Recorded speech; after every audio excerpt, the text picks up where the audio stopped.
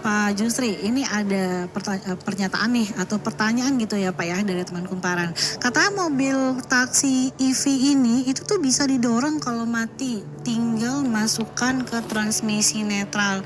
Itu benar nggak sih Pak Jusri? Mobil EV ini bisa didorong, tapi tidak direkomendasi. Bisa didorong, misalnya dinetralkan atau nama saya ini bukan Papu ya. Palu Buhu, tolong dikoreksi itu Palu Buhu, Palu Bahu. Oke, baik Pak. Baik, jadi mobil EV ini bisa didorong, tapi tidak didorong untuk jangka waktu ya atau jarak yang jauh, karena itu akan merusak atau menimbulkan induksi pada inverternya mereka. Jadi dia bisa digeser dalam kondisi darurat. Misalnya kalau baterai 12 voltnya tadi itu tidak mati, itu bisa kita netralkan. Atau kita bisa switch ke towing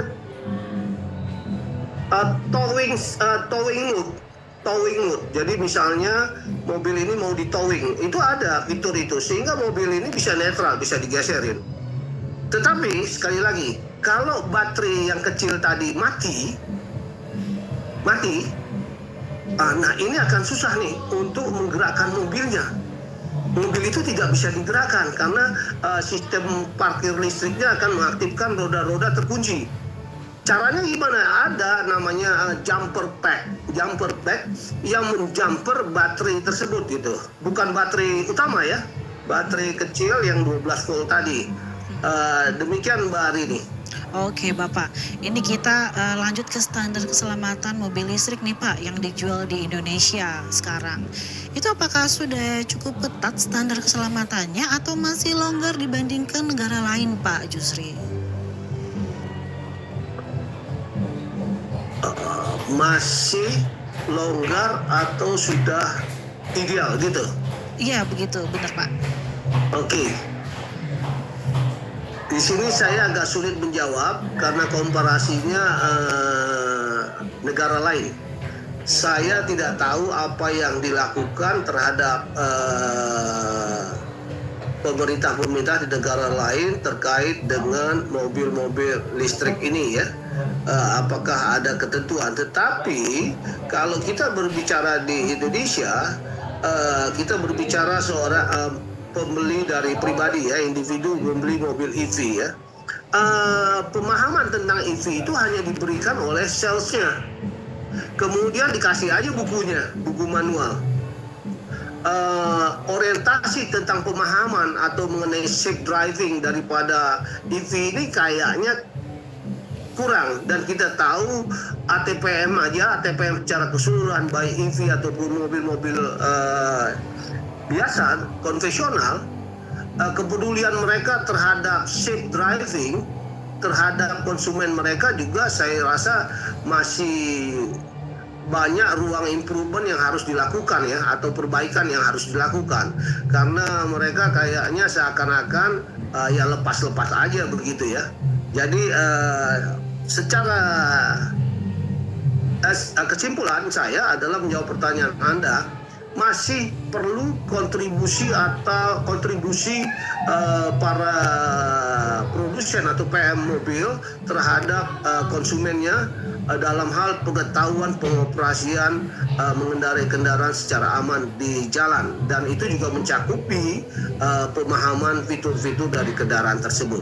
Nah ini harusnya di-endorse atau menjadi satu kewajiban bagi perusahaan ATPM tersebut dari pemerintah ya. Pemerintah mengendorse atau membuat kebijakan mengenai safe driving tadi dalam pengoperasian kendaraan. Karena kita tahu jumlah kecelakaan di Indonesia itu satu tahun rata-rata lebih dari 100.000 kecelakaan dan memakan korban kematian kurang lebih sekitar 30.000 per tahun. Nah, oleh karena itu dan dampak kerugian ekonominya dahsyat sekali gitu ya, 3,1 PDB nasional.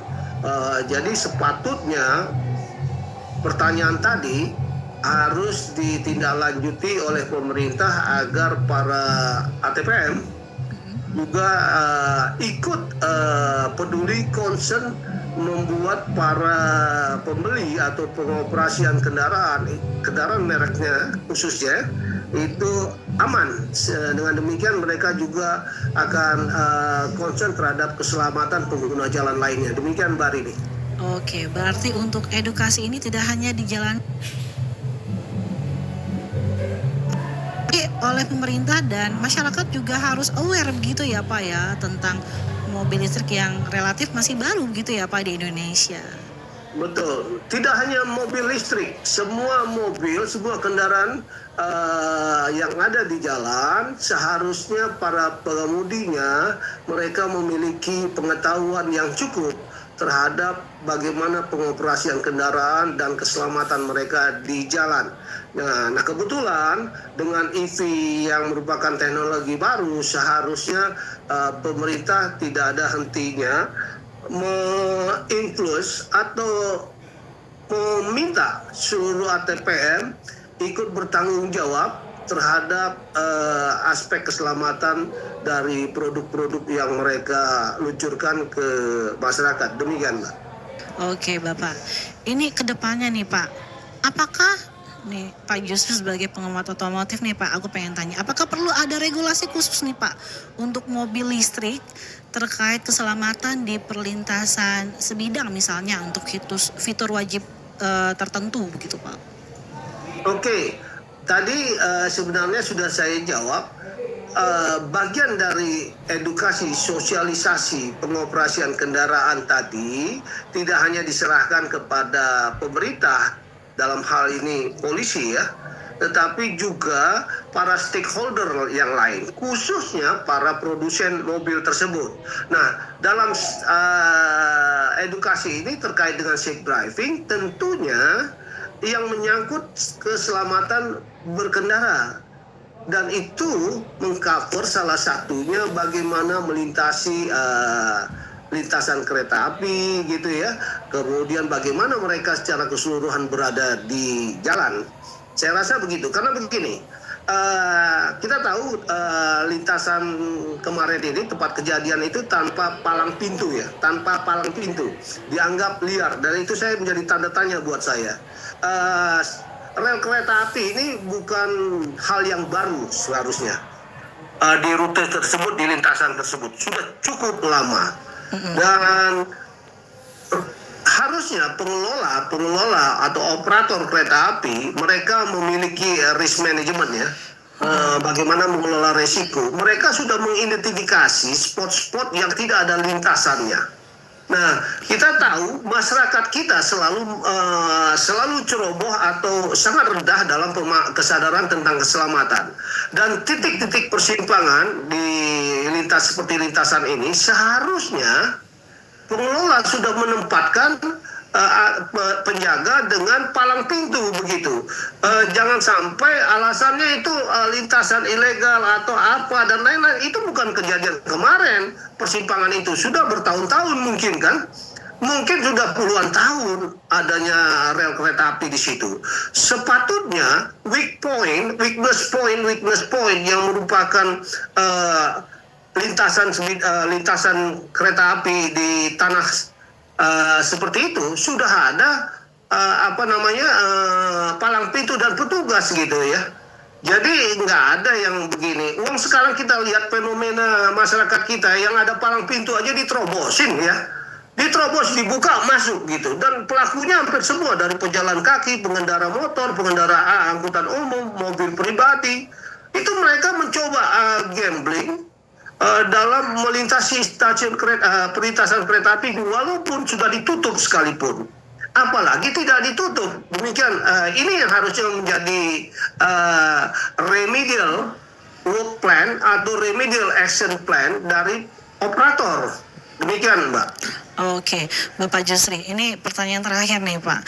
Kalau mobil listrik makin banyak di jalan Pak, apakah infrastruktur dan regulasi keselamatan kita itu sudah siap untuk mengimbanginya Pak? Apakah sudah siap? Saya rasa siap-siap saja karena masalah infrastruktur atau